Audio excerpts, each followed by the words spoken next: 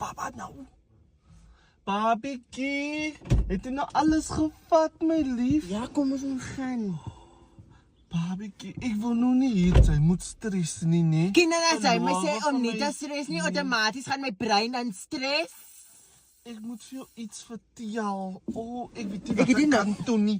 Ek weet regtig nie wat. Begin by die begin, wat jy vertel, ek hou nie van sulke goedjies en vertel net.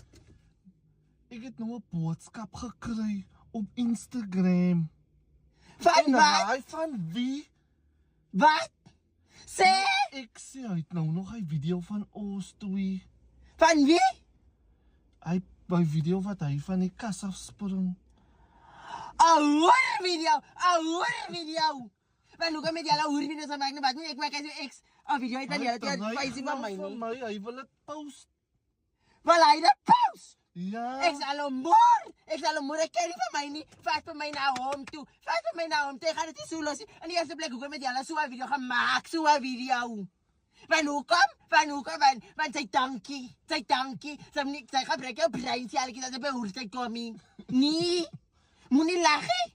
Vat vir my na hom toe, ek sal hom finish. Sê, gaan na Hy het vir my gesê, ek moet vir jou los, anders dan gaan hy dit nie post nie. Nee, sê vir hom, sy sal my nog steeds vashou en hy kan hom maar post. Ek wag vir hom. Ek wil mos sien of hy die gas het om het te post. Ek sê bang vir hom, hy moet na durf. Ek breek elke been teen sy liggaam, hy moet nie met my nie. En wat van my? Nee, My reputation. moenie worry oor jou reputasie nie toe hy aan die kas afspring en sy besig was dit gaan gaan die reputasie nie. Hoekom maak jy video's as niks met my doen nie? Maar nou gaan sy ook die video, almal gaan die video sien. As niks. As 10 jaar terug, alles lyk anders.